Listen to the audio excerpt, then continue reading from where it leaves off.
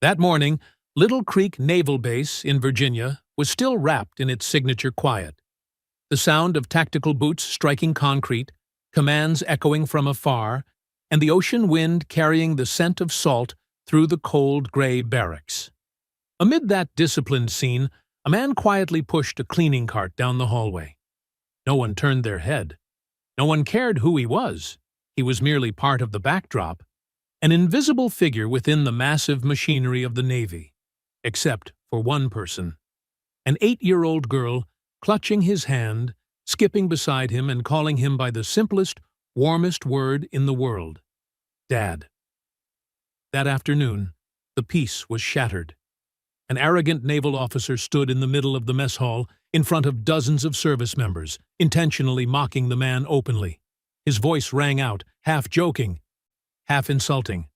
"Hey, Janitor buddy, what's your call sign? Captain Mopstick?" No one thought the man would respond. No one expected the truth hidden behind his calm smile. No one imagined that in just a few seconds, the entire base would freeze. And then, when he finally spoke, slow, steady, the room seemed to turn to stone. Metal spoons dropped onto stainless steel trays. Eyes widened, the air hardened like glass. Because, in that moment, a legend they believed had vanished forever, suddenly stepped out of the shadows. Before we dive into this emotional journey, one of honor, fatherhood, and redemption, if you love stories about kindness, inner strength, and second chances in life, make sure to subscribe so you won't miss any stories like this. Thank you for being here. Now, let us begin. Dawn at Virginia Beach always carried a quietness of its own. Like the gentle breath of the ocean before tactical boots struck concrete, before the scent of sea salt mingled with jet fuel, and the clipped commands of military discipline. At the Little Creek Amphibious Naval Base in Virginia, greatness usually walked in polished shoes and perfectly pressed white uniforms. Here, reputation wasn't just respected, it was the currency of an entire life. But there was one man who walked those hallways with no rank, no medals, no salutes, no glances. Only a few sideways looks, a couple of scoffs, or worse, a cold indifference. Alexander Steele pushed his mop along the polished hallway. His shirt sleeves were rolled up to the elbows, revealing hands that did not belong to the job he was doing. These were not hands meant for a mop. They were hands shaped by storms, by steel cables screaming in the wind, by salt water, and decisions where being off by a millimeter meant losing a life. Strong, scarred, and silent. His chestnut-brown hair touched the back of his shirt, trimmed yet uninterested in fitting any template. The faded light green shirt hung loose over broad shoulders, shoulders that had once given their youth to something far greater than himself. His shoes weren't regulation, but they were steady, practical, and quiet, like him. Alexander worked with method. Wipe, wring, wipe. No wasted movement, no laziness. A precision carried only by those trained to survive the impossible and bring that discipline into mundane tasks. But no one here knew that. Or at least, they thought so. 2 young SEAL candidates walked past him, laughing without bothering to lower their voices. There he is again. Thought the Navy had enough budget to buy cleaning robots by now. Budget cuts, the other snorted. Plus, he looks like he just crawled out of a cabin in the mountains. Alexander didn't react. No frown, no glance. He had learned long ago that if you truly know who you are, you don't need to prove anything to anyone. A voice sharp enough to cut steel sliced through the hallway. Eyes forward. Move. The 2 trainees snapped to attention, necks straight like someone had pulled a string. A woman in a flawless white uniform approached. Commander Rachel Brennan. Her stride was graceful yet firm, dark brown hair pinned neatly under her white cover. She carried the aura of someone who had stood in too many crises to mistake noise for power. In a single second, her eyes flicked toward Alexander. She noticed the massed, steady posture, the precision in every movement, the silence that wasn't weakness. The way he moved like someone who had once led men, not mopped floors. Something didn't add up. She glanced back once more, slight furrow in her brow. But duty pulled her forward. Alexander kept working. He had just reached the end of the hallway when small footsteps pattered behind him, quick and excited. "Daddy!" A gust of golden hair and a bright smile collided into him. Maya Steele, 8 years old, eyes shining like early sunlight, her backpack bouncing with each step. Alexander's face changed instantly, softening like ice melting under the first warm ray of spring. "There you are, my little girl," he said, his voice deep, warm, and tender. Maya wrapped her arms around him. Alexander bent down to her eye level, gently fixing the wind-blown lock of blonde hair. Her eyes always sparkled with curiosity. Maya saw more than adults ever expected a child to see. "Can I have lunch with you today?" she asked, swinging her backpack, grinning from ear to ear. "Of course," Alexander answered, still carrying that familiar warmth. "I made sandwiches for the two of us." She let out a dramatic sigh of relief. "Did you cut off the crust?" Alexander pretended to be offended. "You underestimate your father's crust removal protocol." Maya burst into a fit of giggles, her laughter spilling into the cold hallway like sunlight. Father and daughter walked toward the mess hall, chatting non-stop.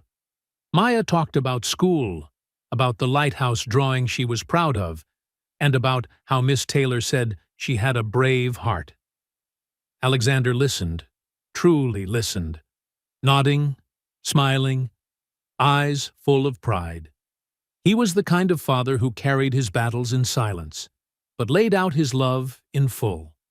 The lunchroom buzzed like a rising tide, the smell of food, utensils hitting stainless steel trays, boots thumping, bursts of laughter tangled with military tension. Alexander and Maya chose a corner table, the quieter spot.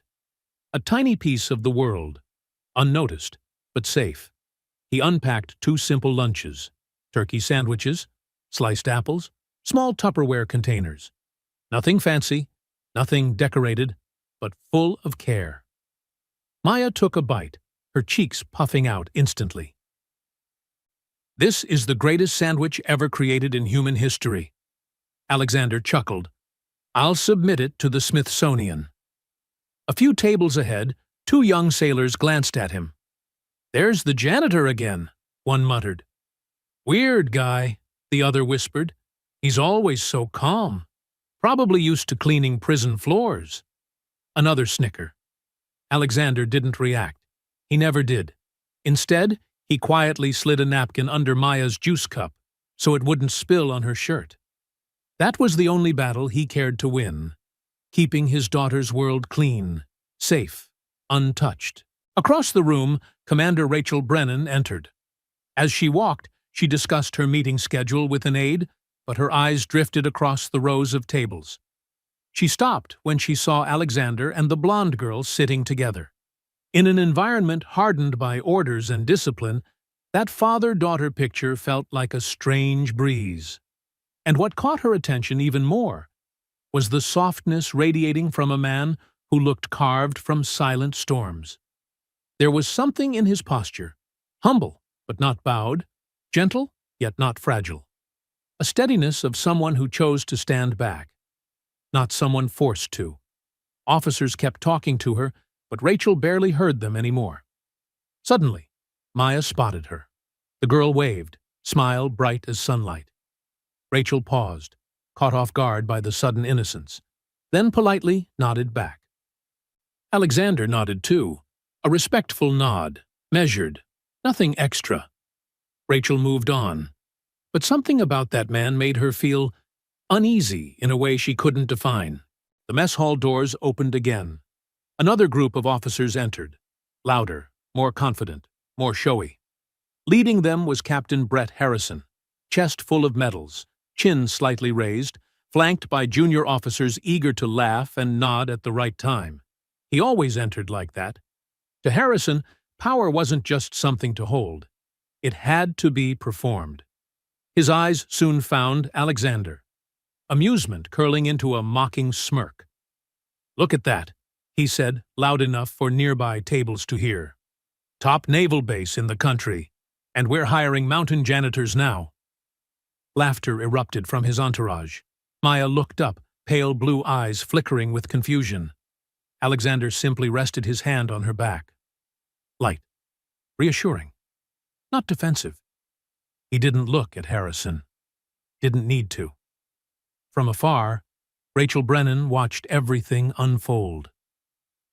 She exhaled, a breath heavy with frustration. Not at Alexander. At the attitude of a man who believed rank defined a person's worth. Harrison continued through the mess hall, ego first, entourage shuffling behind. In his eyes, Alexander wasn't worth a second glance. But Alexander's silence wasn't submission. It was steel wrapped in humility. And in a room full of medals, ranks, and military pride, no one knew that the quietest man there had once carried a call sign that made the entire ocean take notice. No one knew that behind that faded shirt and practical shoes, a legend slept. And legends do not roar. They wait for the right moment to awaken. The late afternoon sunlight stretched across the base playground, pulling long shadows from the swings, monkey bars, and the miniature submarine and helicopter structures built on the rough concrete. Children shouted, chased one another, climbed up the scaled-down tactical models as if the outside world didn't exist at all. Parents, most of them in uniform, sat along the neatly arranged benches with the signature precision of the military. And then there was Alexander. He stood slightly apart from the crowd, leaning against a tree, lunch container in hand. His posture was calm like the sea after a storm, quiet, yet deep. Maya swung high on the swing, her legs kicking into the air, her blonde hair streaming behind her like a banner of pure joy. Her laughter rang out above the chaotic chorus of children. Clear, bright, a patch of sunlight in a place built on discipline and sacrifice. Nearby, a few Navy mothers whispered, just loud enough for the wind to carry, but still clear to his ears. "That's the janitor's daughter, isn't it? Poor thing. Sweet kid, but her dad, rough around the edges, probably discharged without honor or something. Who ends up cleaning floors, anyway?" Alexander heard every word, but his back stayed relaxed. His expression didn't change. Years forged in fire and gunmetal had turned him into steel. Rumors could not pierce him. Still, something flickered in his eyes, like the shadow of storms that once swept through his life. Maya ran up to him, cheeks flushed with exertion and excitement. "Daddy! Daddy, guess what? I beat everyone at tag. Even the big kids." She puffed out her chest proudly. Alexander knelt to her eye level, gently plucking a leaf caught in her hair. "That's my girl," he murmured, fast as the wind. A boy of about 10, the son of a naval officer, walked up. Mini flight jacket, expression far too confident for his age. "My dad's a commander," he announced, like reciting an achievement. "What do you do in the Navy, Mr. Steele? My dad says only losers end up cleaning." The air dropped like metal hitting concrete. A few adults turned their heads, waiting to see how the quiet janitor would react. Maya's small hands curled into tight fists, her face flushed with anger. "Don't talk to my dad like that," she shouted, voice trembling but fierce. Alexander placed a hand on her shoulder, not to stop her defense, but to teach her how to control it. "It's all right," he said, voice steady as always. Then he turned to the boy and offered a gentle smile. "I did what I was asked to do. I served where I was assigned. Now I do this, and that is enough." The boy frowned, confused. Children understood bragging or fear, not honest humility. He walked away, carrying a strange sense of bewilderment with him. Maya tugged on her father's sleeve, her voice small but determined. "Daddy, why don't they know? Why does no one know who you used to be?" That was a child's intuition, catching what adults missed. Maya didn't understand ranks, call signs, or medals, but she understood her father, his quiet strength, the depth beneath him. And she wondered why the world couldn't see what she saw. Alexander looked at her. In his seasoned eyes, something softened, like ice melting under sunlight. "My love," he whispered, brushing the back of his hand against her cheek. "No one needs to know." "But you used to be someone amazing," she pleaded. "You were brave. You helped people.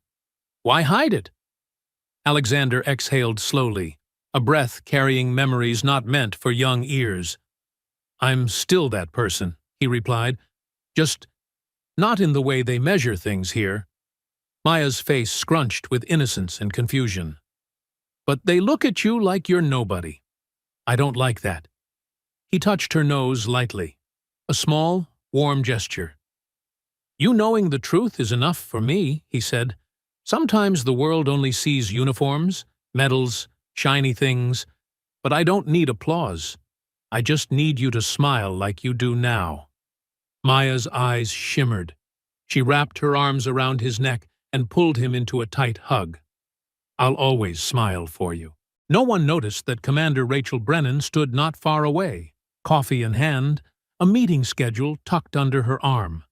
She wasn't trying to eavesdrop, but she had heard, and what she heard made her chest tighten. She watched Alexander, not through the eyes of an officer assessing subordinates, but with the intuition of a woman who had seen the military world from many angles. She saw a father choosing kindness over ego. A humility medals couldn't teach. A quiet strength rare in an environment that valued rank over humanity. An aide hurried toward her. "Ma'am, the meeting is in 10 minutes. Rachel nodded, but her eyes stayed elsewhere, fixed on the father and daughter standing in the sunlight. There was something familiar about him, not his face, but the way he stood, the way he controlled his breathing. The silent command woven into every subtle movement. A level of mastery that wasn't forced, but lived. The aide followed her gaze. "The janitor? Rumor is he just needed a job. Never got promoted. Maybe." Rachel lifted her hand, small gesture, sharp as a blade. "That's enough." The aide fell silent. Rachel didn't judge by rumor. She judged by presence. And Alexander Steele's presence did not match the label janitor at all. It pulled at her like the tide pulling a hull toward shore. With Maya running off to play again, Rachel approached the two, quiet, unpressured. Alexander straightened, a reflex, not fear. He nodded politely. "Good afternoon, Commander." Most civilians and even sailors fumbled in her presence, but he didn't. Not arrogant, not submissive, just steady. "Good afternoon, Mr. Steele," Rachel replied, her eyes flicking to Maya. "Your daughter? She's got spirit."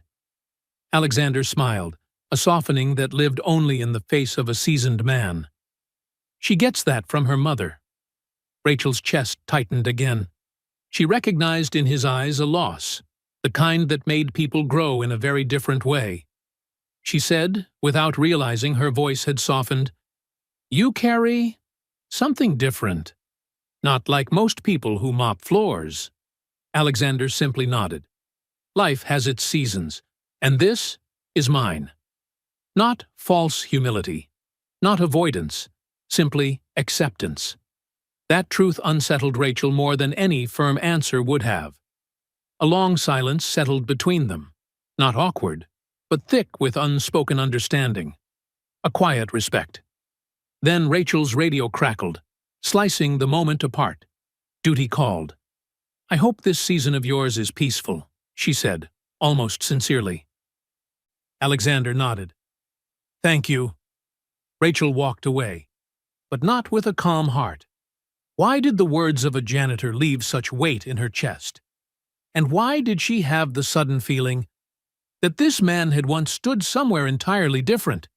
In a uniform the whole world had once honored? Maya ran back, breathless. "Daddy, why didn't you tell her who you are?" Alexander watched Rachel's figure disappear up the steps, his voice low, steady, almost like a prayer. "She doesn't need to know." "Not yet." Maya frowned. Someone should know. Alexander wrapped an arm around her shoulders, guiding her off the playground. "If the truth matters," he said softly, "it will find its way out." Rachel Brennan, as she stepped up the stairs, paused for a heartbeat. Her hand tightened on the railing. A quiet realization flickered in her eyes. Some men don't run from anything. Some legends are simply resting. And those legends do not disappear. They just wait for the right moment to rise. The next morning, the base woke early as always. The sound of reveille stretched across the barracks, the sky still bruised blue-purple with dawn. Steel doors slammed, tactical boots pounded in rhythm on the floor. The military pulse beat steady, resolute. Alexander Steele moved through it all, pushing a cleaning supply cart down the long administrative corridor. The mop bucket wheels clicked with a soft, regular creak. No one saluted him, yet he walked with the posture of someone who is saluted, upright, measured, alert. The ceiling lights flicked on, fluttered, then steadied, reflecting off the glossy floor, already spotless before the noise, thanks to his familiar morning work. He liked this moment, before the clamor, before the stares. Peace had become his refuge, not because it lacked sound, but because it lacked judgment. But in crowded places, peace never lasts long. As his cart rolled past the SEAL training area, laughter rang from the locker room, sharp, cutting at the ear. Alexander recognized that tone at once. Young men untested, eager to build rank where none yet existed. "That guy thinks he's Navy royalty," a tipsy, mocking voice said, "mopping like he's conducting an orchestra." Another voice cut in, "Probably got kicked out, screwed up something big."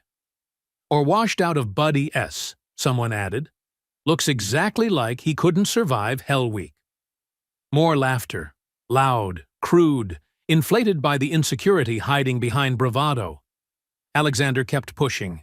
His face was calm, but inside his chest, a memory beat time. Men gasping for air in icy surf, sand grinding into every pore, water hammering until only will remained standing. Hell Week wasn't where he broke. It was where he learned endurance could crack the world itself. He rolled on, not a word spoken. But someone inside had noticed that silence.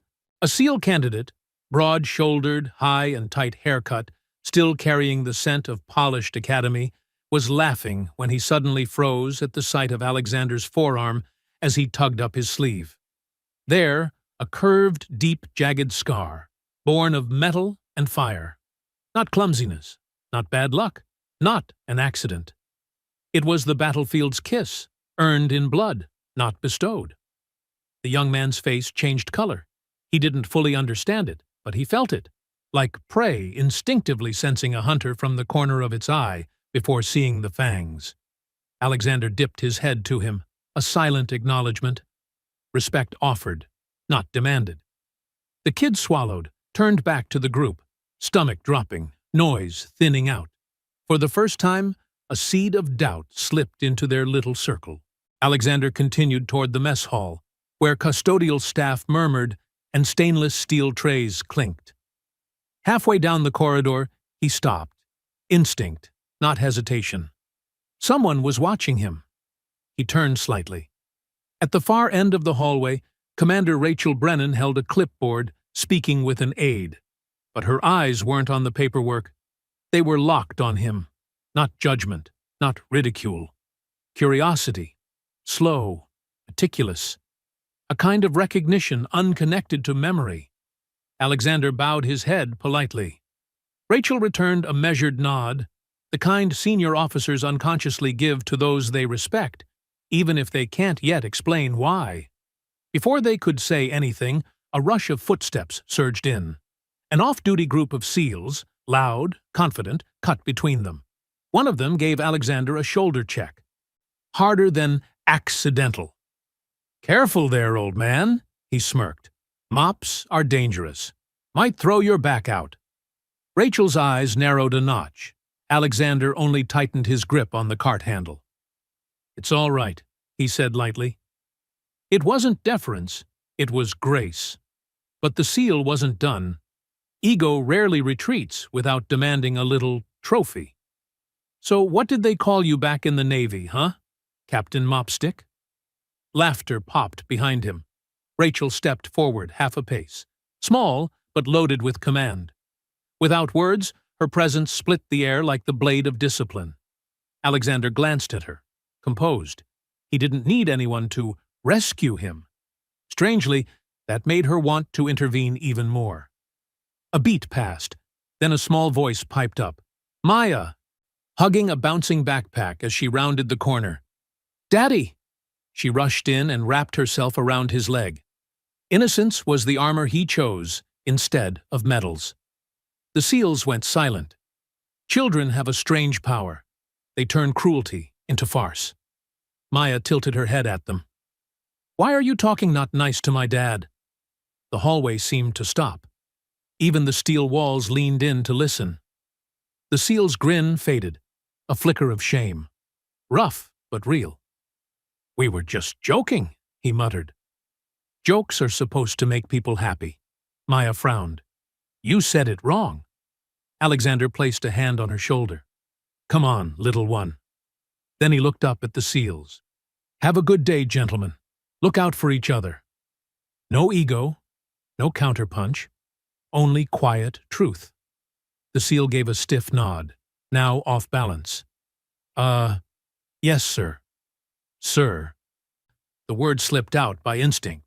Whatever he wore, Alexander Steele carried a gravity-like force, unseen but indisputable.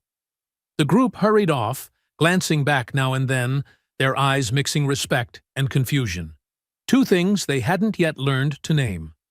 Maya tugged at her father's sleeve. "Why did they laugh at you? You're the bravest person I know." Alexander knelt, his thumb resting on her cheek. "People laugh when they don't understand. That's okay. The world isn't always kind. But we can be." From a distance, Rachel kept watching. Something shifted in her chest. Leadership, she had believed, was about control, power, strategy. But this man led without title, without uniform, by character alone. Maya suddenly pointed at her father's forearm. "They don't know about that, Daddy." Alexander gently lowered her hand. "Some stories have to live in the heart first." Rachel's gaze slid to the scar. Curiosity flashed, sharp-edged. Scars like that don't come from everyday stumbles. They come from stepping into fire and refusing to remain there. A quiet storm churned behind her eyes. Rachel stepped forward. "Mr. Steele." Alexander turned. "Commander, where did you serve?" Her voice softened a degree. His face was kind but closed. "In Ecuador and Cold Stone. Anywhere they needed me." He paused.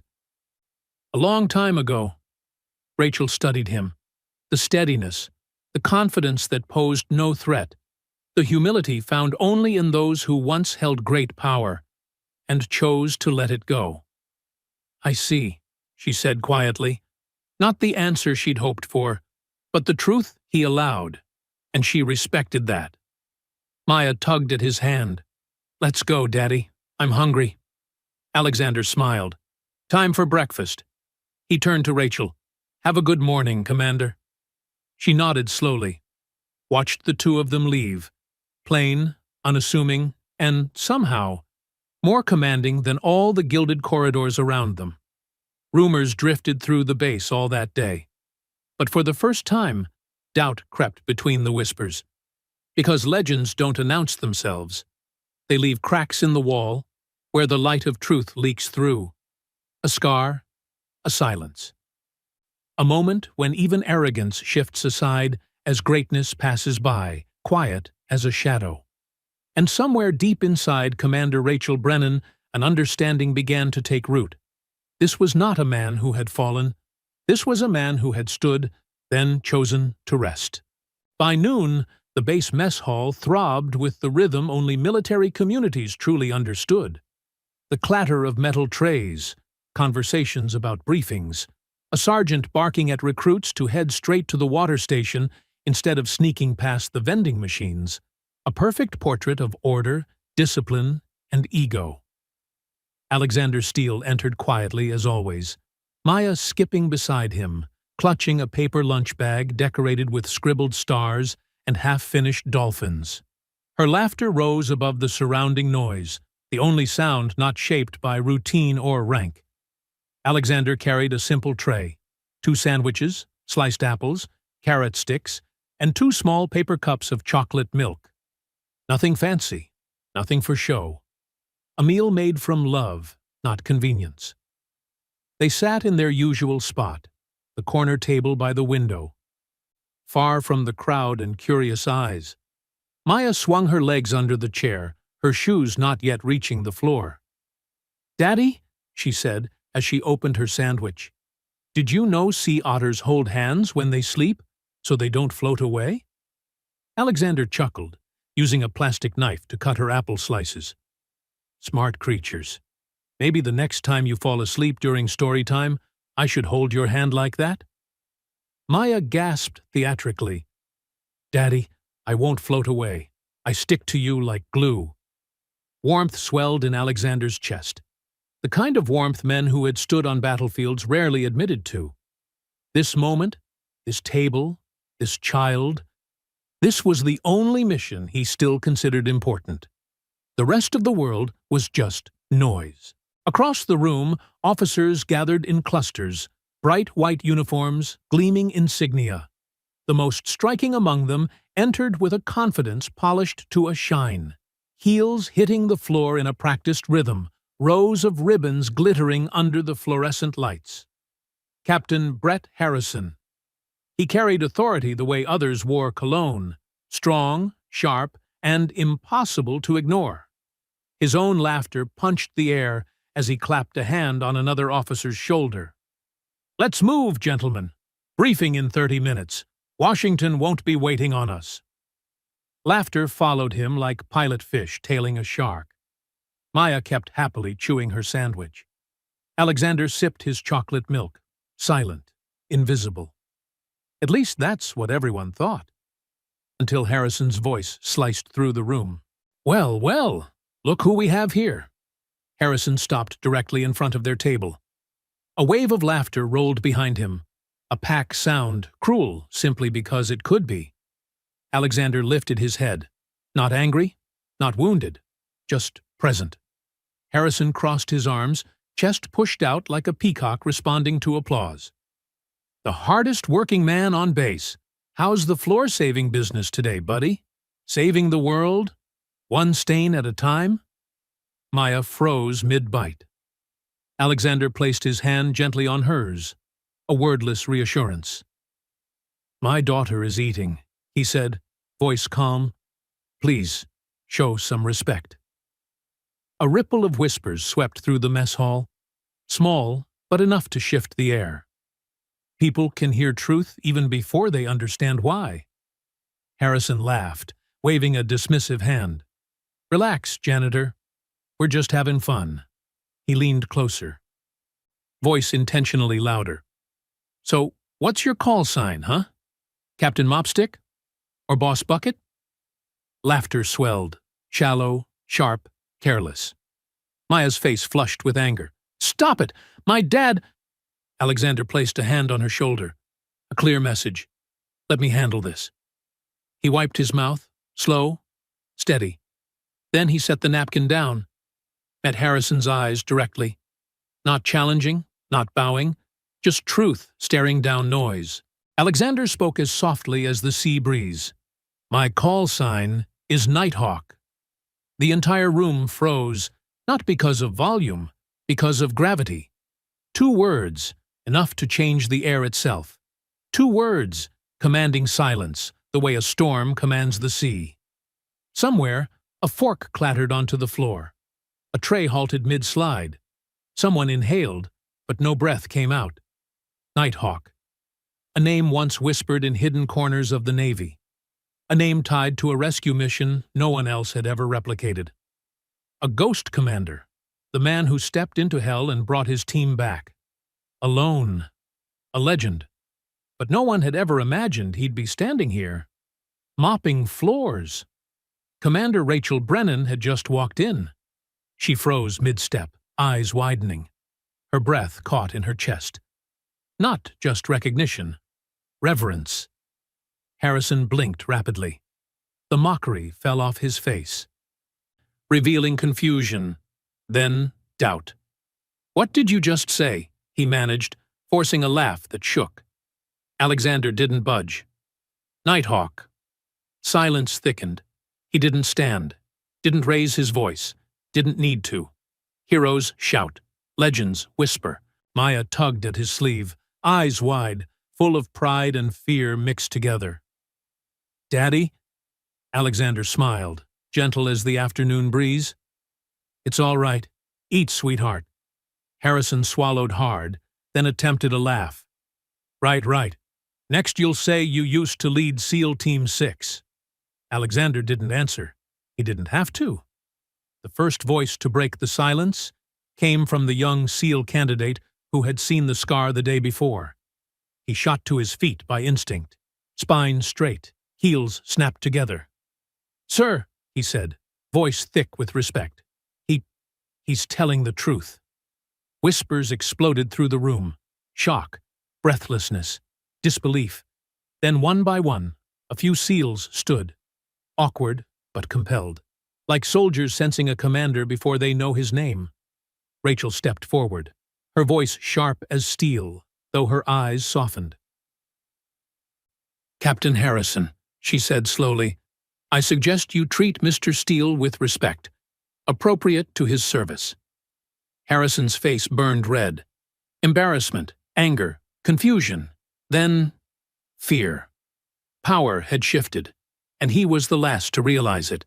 Alexander returned to Maya, spreading peanut butter on the second sandwich, as if the room hadn't frozen around them.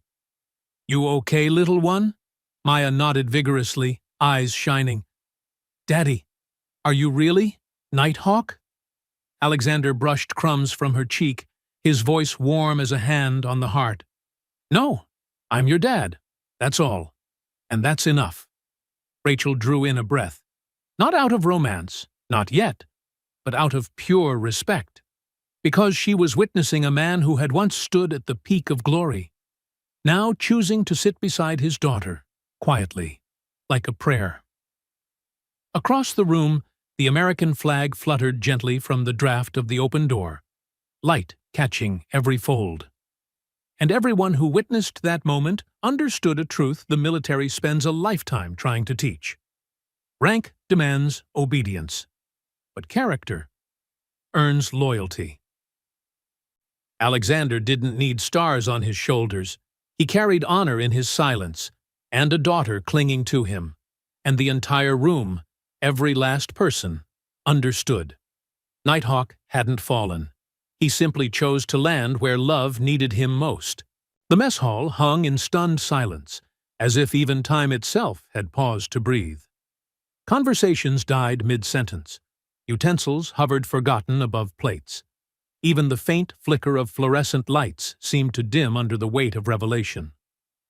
Alexander Steele, the quiet janitor with worn shoes and gentle eyes, had just dropped 2 words that shattered the entire room. Nighthawk.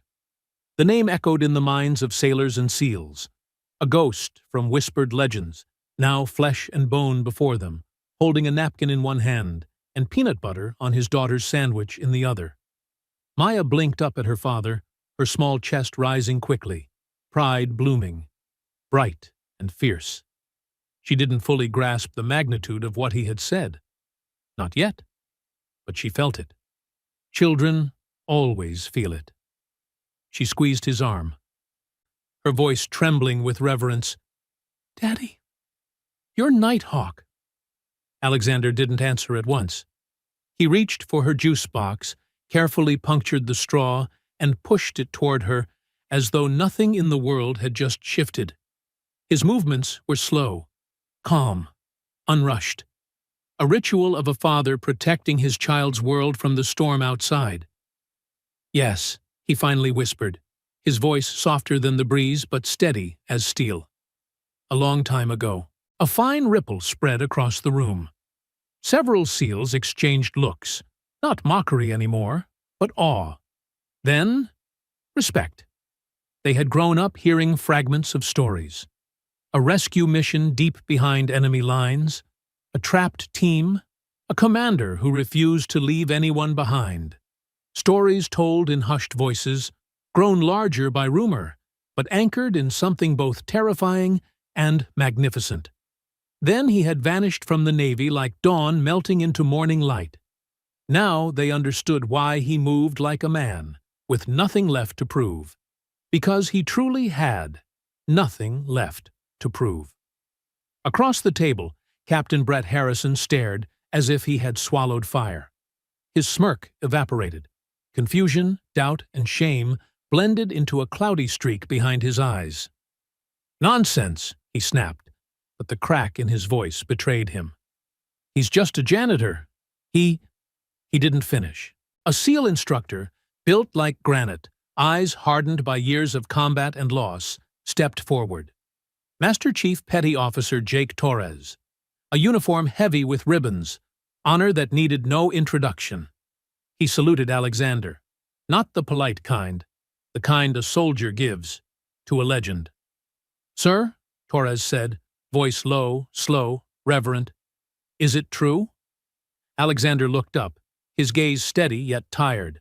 Like every answer required opening doors inside his memory he had long kept locked. "Yes," he said simply. A collective breath swept the mess hall. Doubt dissolved into respect. Respect settled into silence. Torres swallowed, visibly moved. "It is an honor, sir?" Maya sat straighter, chest puffed with pride. Alexander brushed a crumb from her cheek, offering her a quiet, private smile. One meant only for her. "Eat, little one." His tenderness stood in stark, brilliant contrast to the weight of the name he carried. A man who once led a team into fire, now slicing apples for a child. And in that contrast lay his truth. Harrison, face bright red, scrambled to grasp whatever authority was slipping from his hands. Ridiculous. Why would someone like that be mopping floors? Why would you? Alexander lifted his head fully, calm and unbroken. The look of a man who knew that sometimes lives depended on silence.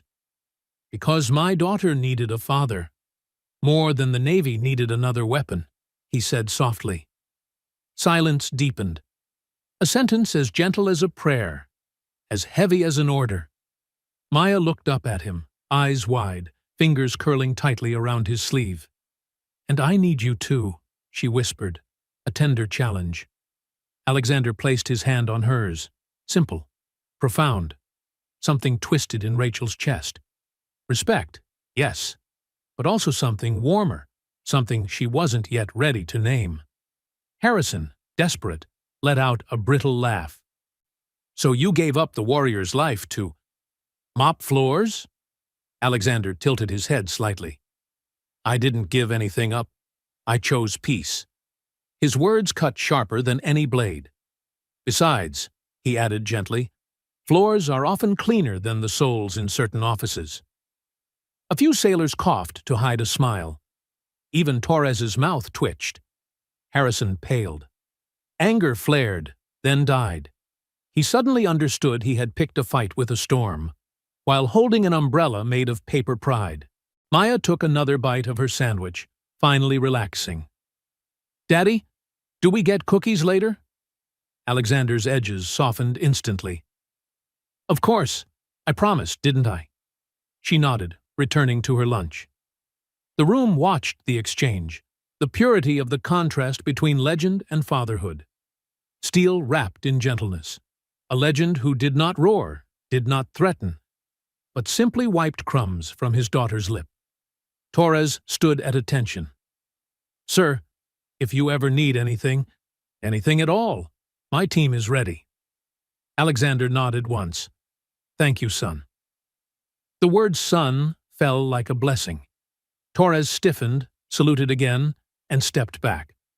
Rachel finally approached the table. She did not rush. She did not make a spectacle. Her voice carried a quiet gravity. "Mr. Steele?"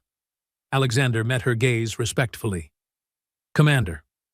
For a brief moment, they measured one another through their eyes. Warrior and warrior. Only one still wore the uniform. "You didn't have to answer him," she said gently. "No," Alexander nodded. "But sometimes the truth stays silent, until arrogance forces it to speak." Rachel exhaled through her nose, not irritation, but admiration. Her eyes lowered toward Maya. "Your daughter is very lucky." Alexander looked at the girl, his expression softening. "I'm the lucky one." Rachel pressed her lips together, steadying the emotion rising in her. "Enjoy your meal, Mr. Steele." "Thank you, Commander." She walked away, slow steps, thoughtful steps, leaving behind a mess hall no longer breathing the same air it had moments before. Alexander peeled an orange, his hands still steady. Maya hummed a little tune, childish, wordless, light, unafraid. Outside, the American flag flapped against the Virginia beach wind like a salute without command. Inside, many eyes turned toward the quiet janitor with a feeling very close to reverence, not because he held power, but because he had chosen to set it down. Rumors swept across the base faster than any order could travel down a chain of command. In the training rooms, whispers threaded through the thud of heavy weights hitting the floor. In the offices, keyboards slowed as discreet glances drifted toward the mess hall. Even in the farthest hangars, where fuel vapor hovered like fog, someone paused mid-maintenance and murmured a name believed to exist only in legend: Nighthawk. For years, he had been only an echo, a ghost in the stories swapped between deployments, a name only the sharpest rookies ever caught wind of. A man who led impossible rescue missions. A warrior who walked into fire with a precision reserved for a very small, very rare breed within the military world. And then he vanished. Not because of failure, but because of choice. And now, that legend was mopping the East Administrative hallway, with his daughter sitting at his feet, scribbling a smiling dolphin on a scrap of paper. Alexander wrung out the mop, the scent of pine cleaner drifting in the air. Footsteps approached, a slow, steady rhythm, as if the person coming carried respect rather than authority. A small group of SEALs stood nearby. Their discomfort was obvious. They didn't know how to behave. You don't salute a janitor. But what do you do when standing before a living legend? A younger operator stepped forward, close-cut hair, features shaped by years of discipline and hardship. "Sir," he said quietly. Alexander looked up, one brow lifting in faint amusement. "Son, I left the uniform years ago. Call me Alexander." The young operator swallowed. "Yes, Alexander." Then he hesitated, adding softly, "If any of us ever showed you disrespect before, it was because we didn't know." Alexander dipped the mop back into the water, his voice gentle but firm. "A person isn't owed respect because of who they used to be. You either respect them, or you don't, because of who they are right now." The young SEAL exhaled, as if freed. He nodded, sure, sincere, and stepped aside. The others passed by as well. Not a salute, but a small tilt of the shoulder that said, "We know who you are, and we honor you." Maya held up her drawing, eyes sparkling like 2 drops of sunlight. "Daddy, look, this dolphin is smiling because she has a family." Alexander bent down, studying the picture with the seriousness of a man inspecting a museum masterpiece. "She must feel very safe," he murmured, "just like I do, when I'm with you." Maya beamed, a smile so bright it lit the whole hallway. Not far away, Captain Brett Harrison stood frozen, shoulders tight. Shame clung to him like wet wool against skin. He looked at Alexander, not just looked, but observed, as a slow storm churned behind his eyes. Anger, confusion, and a fear he wasn't ready to face. Because if the stories were true, then Alexander Steele had walked roads Brett had never, and would never, set foot on. No matter how many stars he wore on his collar. And worse, the legend had willingly given up power. A man who doesn't need rank is the most dangerous kind of man to those who worship it. Harrison turned away, but Alexander had seen him in those final seconds. He didn't call out. He didn't sneer. He simply lowered his gaze and returned to his work. Because true power never needs to introduce itself.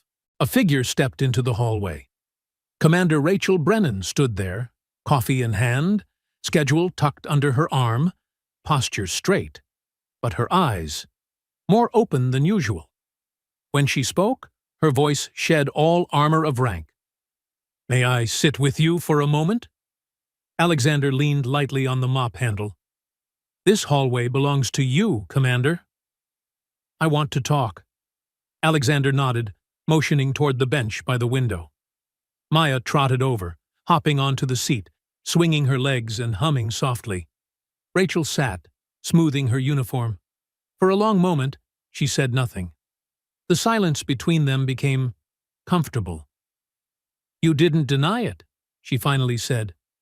"Not when he mocked you." Alexander's expression didn't change. "No." "Why now?" Her tone held curiosity, but beneath it was something that sounded like genuine respect. Alexander looked at his daughter, then at Rachel. "The truth doesn't always need to shout," he answered, "but sometimes it has to be spoken, to protect what matters." Rachel followed his gaze to Maya, and she understood instantly. No explanation needed. "You left the Navy," she whispered. "Because of her." "Not left," he said softly. "Ran." A quiet thickened with things unsaid. "The world wants men never to be weak," he continued. "But she needed me. To be human." Maya suddenly climbed into his lap, resting her head against his chest. Alexander held her, naturally, instinctively, gently. Rachel watched. Something tightened in her chest. Not just respect, but a very human kind of envy. "We lost a pilot 2 years ago," she said quietly. "My husband. Combat mission. Everything was classified." Alexander's arm tightened around Maya, but he didn't interrupt. "I stayed," Rachel continued, voice steady but thin. "Led, served, because that's what the Navy needed." "And what did you need?" Alexander asked softly. A simple question, striking the part of her she kept locked away. Rachel blinked, almost startled. No one had ever asked her that. "I never thought about it," she admitted. Alexander nodded. "Not pity, understanding. The kind that comes from people who have lost too much." "Duty convinces us our hearts don't matter," he said. "But they do. And sometimes they weigh more than any uniform we've ever worn." Maya reached out and took Rachel's hand. A small, honest gesture no one could resist. Rachel froze. Warmth from that tiny hand shook her in the gentlest way. "If you want," Maya chirped, "you can have lunch with me and Daddy tomorrow. Daddy makes the best sandwiches." Rachel laughed, the first true laugh she'd had all day. "I would love that." The moment drifted easy, unforced, natural, as if something small but real was sprouting between 3 people who had never expected this. Then a voice called from down the hall. "Rachel, briefing room, 5 minutes." She rose, adjusting her jacket. "Thank you," she said. "For what?" Alexander asked. "For reminding me of something important," she replied, voice softer. "The Navy forgets it sometimes." Alexander tilted his head. "Not all strength is loud," she said. He didn't reply. But the gentle curve at his lips answered for him. Night settled over Little Creek like a soft blue blanket. The sea breeze carried salt and stories, sweeping past the hangars and along the barracks rows. Along the seawall, the strip of lights winked steadily, the quiet lighthouses guiding weary sailors back to rest. Alexander walked toward the gate, his calloused hand holding Maya's tiny hand. Her backpack bounced with every step. The little dolphin charm tied to the zipper jingled, innocent as its owner. "Daddy," she hopped, "can we go to the beach for a bit before dinner? I want to show the waves my drawing." He glanced down at her shining eyes, cheeks rosy all day. There was no reality in which he would deny that pure joy. "Just a little while," he said, squeezing her hand with good cheer, "before your belly starts making whale sounds." "My belly doesn't do that," she protested, mock serious. Then, lower, "But maybe soon." They reached the seawall, waves stroking the face of the rocks. Maya ran ahead, holding her dolphin drawing up proudly toward the horizon. "Ocean, I drew your friend for you." Alexander leaned against the railing, letting the wind carry off the heaviness of the day. Not a burden, but the weight of a truth newly spoken. The silence here was benevolent. The peace here was a reward. Footsteps approached, steady, confident, but softer than an order. Rachel Brennan. Even off duty, she carried the bearing of an officer used to standing in the storm. Only tonight, there were no gleaming whites or shined shoes. She wore a navy blouse, trousers, her hair loose for the first time, dark brown strands swaying in the wind. She looked real, lighter, though the world still rested quiet on her shoulders. "Good evening, Alexander," she said softly. He nodded. "Commander." "Rachel," she corrected, gentler. "For now, just Rachel." He tilted his head, accepting that small, sincere lowering of armor. Maya spotted her and waved excitedly. "Hello, Commander Lady." Rachel smiled, so widely that she surprised herself. "Hi, Maya. Did your dolphin make the ocean happy?" Maya turned to the waves, very serious. "I think so. They're smiling in water language." Alexander gave a quiet chuckle. Something eased in Rachel's chest, a feeling she rarely had, in or out of uniform. A few minutes passed with the three of them simply standing together, watching the tide creep in. No rank, no legend, just people and a quiet sea. "You know," Rachel said, voice softer than the surf, "I've spent years studying leadership, strategy, orders, presence." She exhaled slowly. "But today, I learned something else." Alexander didn't ask, didn't press. He just listened, the skill of men who only learn after they've survived. "I saw a man carry power without needing to use it," she continued, "and I thought, maybe the Navy didn't lose you." She paused. "Maybe the world gained something else." Alexander's eyes followed Maya, who was skipping along the edge of the seawall. "I didn't stop serving," he said quietly. "I just changed who I serve." Rachel's throat tightened, emotion arriving unannounced. "Your daughter is blessed," she whispered. He shook his head gently. "I'm the lucky one." She looked at him, really looked this time. The laugh lines at his eyes etched by a child's giggles, not shouted orders. Scars that didn't define him, only shaped the way he cherished the life he had now. A steadiness that came not from pride, but from purpose.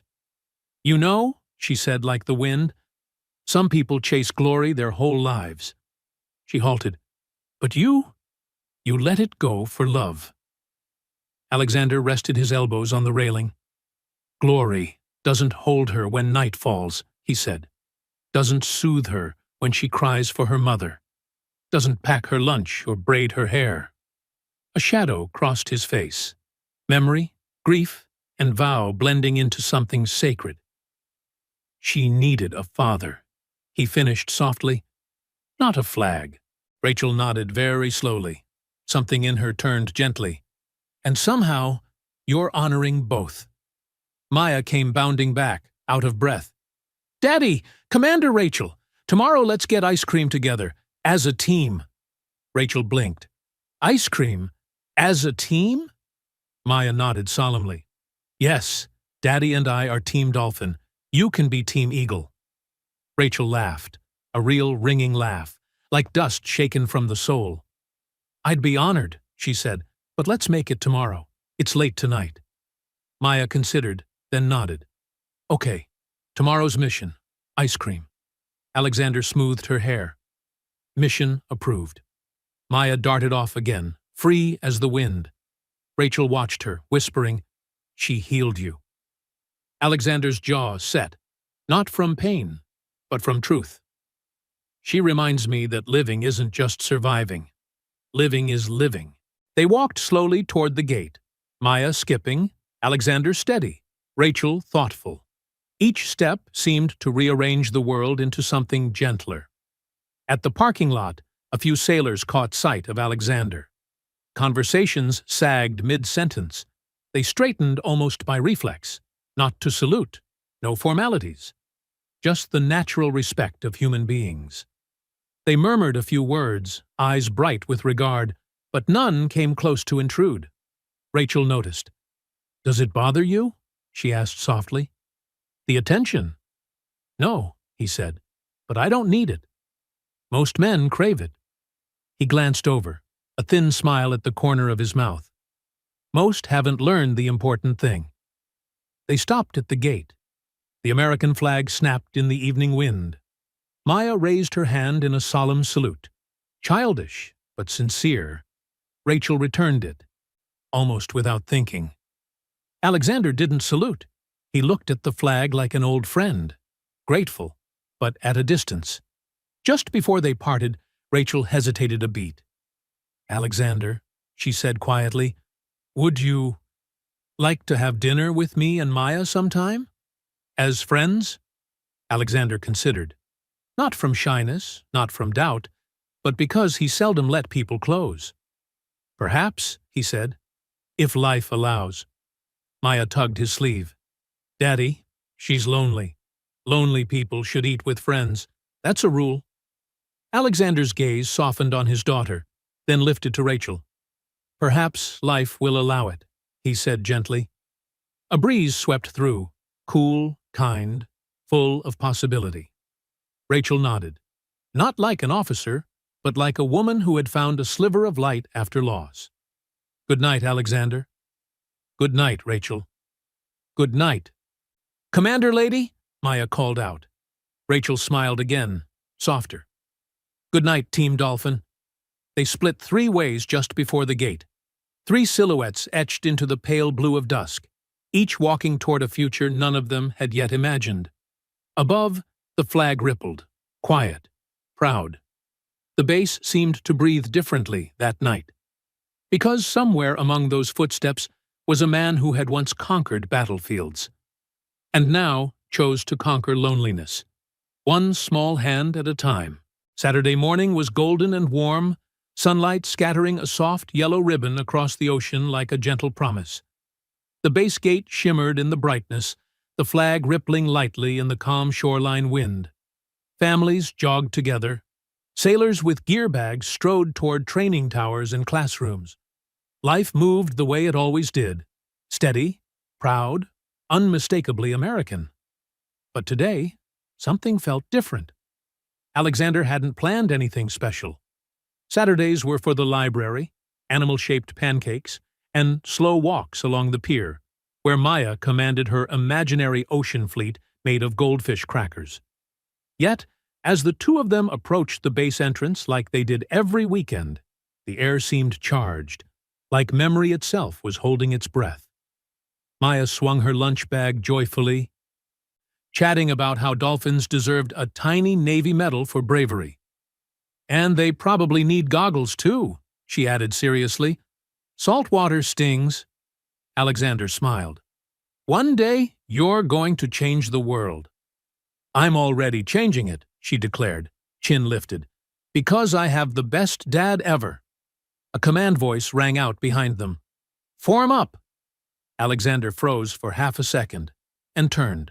The usually quiet road ahead was now lined on both sides with rows of uniforms. Sailors, Marines, aviators, officers. Uniforms crisp as steel, shoes polished to mirrors, backs straight, eyes forward. They stood like an honor guard of dignity, forming a corridor from the gate to the center of the base. At the front was Commander Rachel Brennan, cover tucked under her arm, hair loose and moving gently in the breeze. She found Alexander's eyes, steady, gentle, and glowing with quiet pride. Maya blinked, stunned. "Daddy, did we win something?" Alexander stood rooted. He had gone through firefights and midnight raids with less astonishment than this moment. He looked around, not with arrogance, but with a humility so deep that the very air around him seemed to soften. Silence fell, reverent, solemn. And then, as one, the entire formation raised their hands in salute. Not for Nighthawk, the legend, but for Alexander Steele, the man. Maya gasped softly. "Daddy, they're saluting you." Alexander swallowed, feeling the weight of love and recognition settle over old scars that had long stopped bleeding but never quite disappeared. A Master Chief stepped forward. "Sir," he said calmly, "some people serve this country by leading warriors." He paused. "And some serve by raising the warrior who's yet to come." A young SEAL added quietly, "Thank you for showing us what honor looks like when there's no uniform over it." A Marine captain nodded. "You reminded us there's more than one battlefield, more than one kind of hero." Maya squeezed his hand, eyes bright as stars. "Daddy, you're glowing." Alexander exhaled slowly. What tightened in his chest wasn't pain, it was belonging, warm and bright as sunlight. He looked at Rachel. She stepped forward, slow, deliberate, until she stood before him. Her voice was soft, but carried the force of a truth higher than any protocol. A soldier who protected his country. She looked at Maya, then back at him. And a father who is protecting the future of that country. Alexander held her gaze. "I didn't expect this." "No hero ever does," she answered quietly. Maya tugged Rachel's sleeve. "Commander Lady!" Rachel knelt to eye level. "Yes, sweetheart?" Maya pointed down the honor path. "Can we walk in the middle?" Rachel's eyes warmed. "This path is for both of you." Maya's breath seemed to catch, the greatness of the moment settling into her small heart like starlight over still water. "Then, Daddy goes first." Alexander shook his head. "We go together." She nodded hard, gripping his hand with conviction. "Together. Always." They stepped forward. With every step, hands lifted in salute, not to the warrior he once was, but to the father he chose to become. There were wet eyes, proud smiles, soft murmurs traveling through the ranks, a lesson whispered in real time. Greatness doesn't always shout. Sometimes it simply holds a child's hand. Halfway down, Maya suddenly stopped. "Wait!" The entire corridor stalled.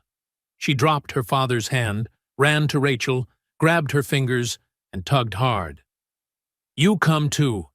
Heroes don't walk alone." Rachel froze, then felt something deep and old stir inside her. She took the child's hand, then Alexander's, forming a small, unbreakable circle in the middle of a sea of uniforms. And the three of them walked the rest of the way together. A father, a daughter, a woman rediscovering hope, together toward the sunlight. Toward a life beyond sacrifice. Toward the quiet happiness earned after both visible and invisible battles. At the end of the path, a soft round of applause began. One pair of hands, then another, then more. In moments, the clapping swelled, gentle, dignified, like waves brushing a peaceful shore. Not the roar of a celebration, but the breath of gratitude. Alexander bowed his head.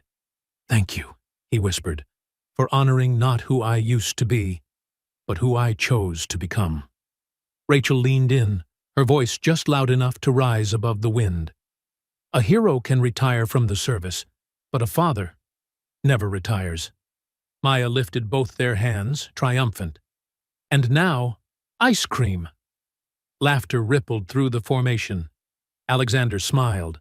A full, unguarded smile he hadn't felt in years. Ice cream sounds like a mission everyone can get behind. Rachel's fingertips brushed his, a quiet promise. No rush, no spectacle, just sincerity and patience. "Let's go," she said softly.